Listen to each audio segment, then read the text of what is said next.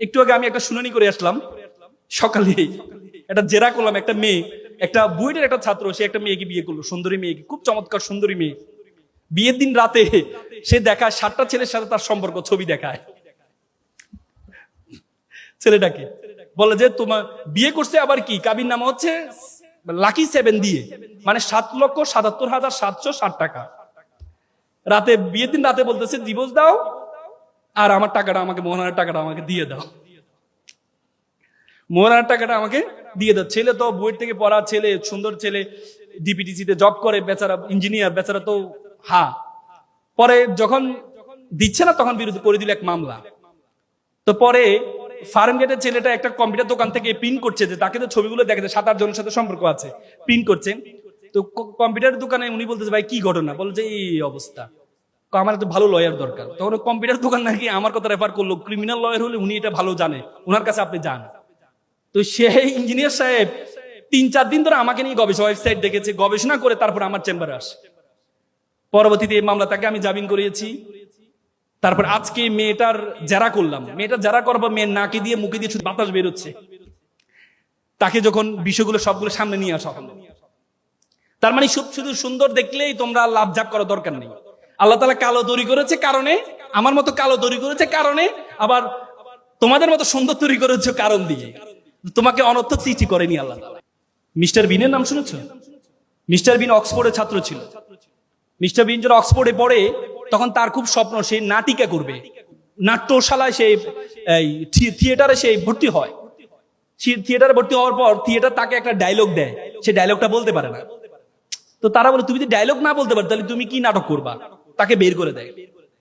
Mister বিন চিন্তা করলো আমি ডায়লগ বলতে পারি না, কিন্তু আমি এমন একটা নাটক আবিষ্কার করব যে নাটকে কোনো ডায়লগ দিতে হবে না। 3 বছরের মাথায় মিস্টার বিন এমন একটি মুখ অভিনয় আবিষ্কার করলেন, পুরো বিশ্বটা এত আলোড়ন তৈরি হয়েছে, পরবর্তী অক্সফোর্ড থিয়েটার তাকে নিয়ে পুরস্কৃত করেছে।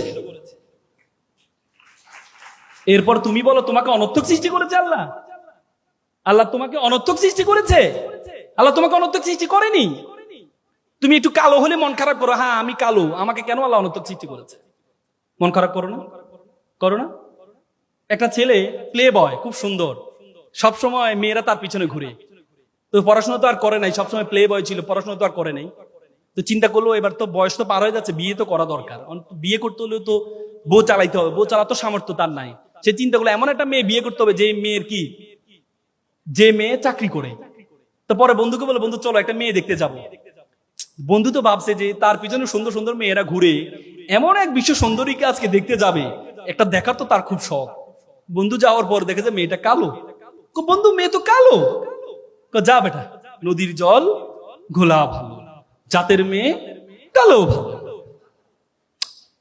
বন্ধু একটু পর বন্ধু তো টেডা। যা বেটা, এটা লক্ষ্মী টেডা।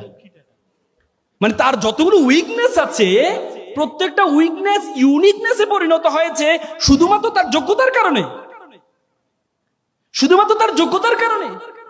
আর তুমি বলো তোমাকে অনর্থক সৃষ্টি করেছে? তুমি মনে করো সুন্দরের সুন্দর আল্লাহ মিলিয়ে দেন না, আল্লাহ যোগ্যতায় সুন্দর দুইটাই মিলায় নাকি? কোরআনে বলছে আত-তাইয়্যিবাতুল লিত-তাইয়্যিবা আল-খাবিসাতুল লিল-খাবিসা। আল্লাহ কোরআনে বলছে আমি ভালোর জন্য ভালো রাখি আর খারাপের জন্য খারাপ রাখি। বুঝো না? শুধু সুন্দর দেখলে তোমরা মনে করো সুন্দর মানে অনেক কিছু না। সক্রেটিস একটা চমৎকার কথা, beauty can not escape of calamity. সৌন্দর্য কখনো কলঙ্ক থেকে মুক্তি থাকতে পারে না। তো সুতরাং সবসময় সুন্দরের পিছনে ঘুরিও না। তোমাকে অনর্থক সৃষ্টি করে। আমরা সবসময় সুখের সংজ্ঞায় খুঁজে পাই না, সুখের সংজ্ঞায় খুঁজে পাই না। একটা কাক মন খারাপ, আমি কালো মানুষ, আমি কালো পাখি, আমাকে কেউ সম্মান দেয় না। সবচেয়ে সুখী পাখি মনে হয় টিয়া পাখি। তো কাকে একদিন টিয়া পাখির কাছে গেছে তার সুখের সংজ্ঞা শোনার জন্য। টিয়া পাখি, আহা তোমাকে মানুষ, আমার মনটা খারাপ, কারণ আমাকে কেউ পাত্তা দেয় না। আমি পৃথিবীর সবচেয়ে ভালো কাজ করি, ময়লা আবর্জনা দূর করি, কিন্তু আমাকে কেউ পাত্তা দেয় না। কিন্তু তোমাকে মানুষ সবসময় আসলে, আমি বারান্দা আসলে মানুষ আমাকে দূর দূর করে দাঁড়িয়ে দেয়, আর তোমাকে আসলে মানুষ কাছে নিতে চায়, সেলফি তুলতে চায়। তুমি অনেক সুখী। সে বলে কে বলেছে আমি সুখী? হ্যাঁ তুমি সুখী। কে বলেছে আমি সুখী? আমি কিভাবে সুখী হই? আমাকে মানুষ, আমি বারান্দায় কোথাও যাবো স্বাধীনভাবে চলতে পারি না, মানুষ আমাদেরকে ধরে ফেলে, ধরে খাঁচার মধ্যে বন্দি করে ফেলে। সবচেয়ে সুখী হচ্ছে রাজহাঁস। কি রাজহাঁস সুখী? কেন? রাজহাঁস দেখো কখনো বের হচ্ছে, কখনো আবার ঘরে যাচ্ছে, কত ভালো। কাক বলে তার রাজহাঁসের কাছে যায়, রাজহাঁস সাহেব শুনলাম আপনার নাকি খুবই সুখী। রাজহাঁস বলতেছে, হ্যাঁ আপনি সুখী তো, আপনি যেমন আপনি দেখেন সকালে আপনাকে মালিকে ঘর থেকে বের করে দেয়, আপনি সারাদিন ধরে ঘুরেন, পুকুরে নামেন, ময়লা পুকুরে নামেন, নেমে পুকুর থেকে সারাদিন ঘুরে খেয়ে দিয়ে আবার পুকুরের উপরে উঠে একটা ঝাড়া দিয়ে আপনার সকল ময়লা ফেলে দেন। এরপর আপনার মালিক বিকেলে অপেক্ষা করে আপনি কখন ঘরে আসবেন, ঘরে আসার ঢুকার সময় খাবার দেয়, আপনি ঘরে ঢুকেন, রাতে ঘুমান, আবার সকালে বের হন।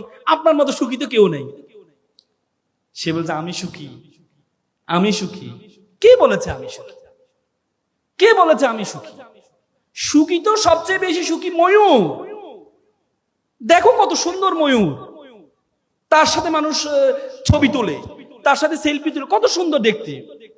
কাক বললো যে ময়ূর সুখী।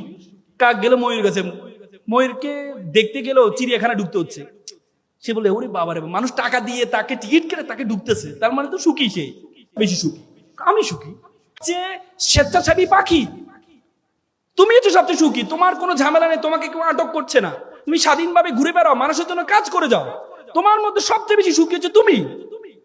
কাক তখন ভাবলো, আরে আসলে কথা তো আমি না সুখী, আমি না সুখী, আমি মানুষের জন্য কাজ করে যাই, মানুষের কাজ করে যাই, কিন্তু মানুষ কখনো আমার খাঁচার মধ্যে বন্দি করে না, খাঁচার মধ্যে বন্দি করে না, আমি অপরের জন্য কাজ করে যাই, অপরের সুখের জন্য কাজ করে যাই। তখন কাক সেদিন বুঝতে পারলো সে সবচেয়ে বড় সুখী। আজকে যারা তোমরা সুইসাইড অ্যাটেম্প নাও, যারা সুইসাইড অ্যাটেম্প নাও, যে তুমি সুখী না, তুমি সুখী না, তোমরা সবসময় চিন্তা করো। জাপানে একটা বই আছে, তোমরা বইটা অবশ্য পড়েছো, ইংল্যান্ডের একজন নাগরিক, তিনি জাপানের লারা হার্ভে, তিনি জাপানে চাকরি সুবাদে ছিলেন, তিনি একটা বই লিখেছেন, বইটা হচ্ছে কাইজান। সে কাইজান বইয়ে তিনি কিছু গুণের কথা বলছেন, জাপানিরা কেন সুখী। সেখানে একটি গুণের কথা বলছেন ইকিগাই। ইকিগাই মানে pursue what you can do the best, করো যেটি তুমি সবচেয়ে ভালো জানো, করো যেটি তুমি সবচেয়ে ভালো জানো। আর দ্বিতীয় আরেকটি বলছে পোমোডোরো। পোমোডোরো মানে compare, don't compare to other, অন্যের সাথে কখনো নিজেকে কম্পেয়ার করো না। আমরা অন্যের সাথে কম্পেয়ার করি। আল্লাহ রাসূলের জন্য বলেছে তুমি নিচের দিকে তাকাও, তাহলে তুমি কোনো হতাশ হবা না, যদি উপরের দিকে তাকাও তাহলে তুমি সবসময় হতাশ হবা। একটা বিল্ডিং এর 11 তলা একটা শিশু বারান্দা দিয়ে তাকিয়ে আছে, আর নিচে একটা রাস্তার শিশু, সে খেলছে, কাদা দিয়ে খেলছে। উপরে নিচের শিশুটা চিন্তা করছে, ইস আমি যদি তার মতো নতুন পোশাক পরে 11 তলায় থাকতে পারতাম। আর উপরে শিশুটা বলছে, ইস আমি যদি তার মতো এভাবে স্বাধীনভাবে নিচে খেলতে পারতাম। তার মানে আমরা অন্যের দিকে তাকাই, তুমি কখনো অন্যের দিকে তাকাবা না, তাহলে তুমি কোনো সুখী হতে পারবা না, তুমি অন্যের সাথে কোনো তুলনা করবা না।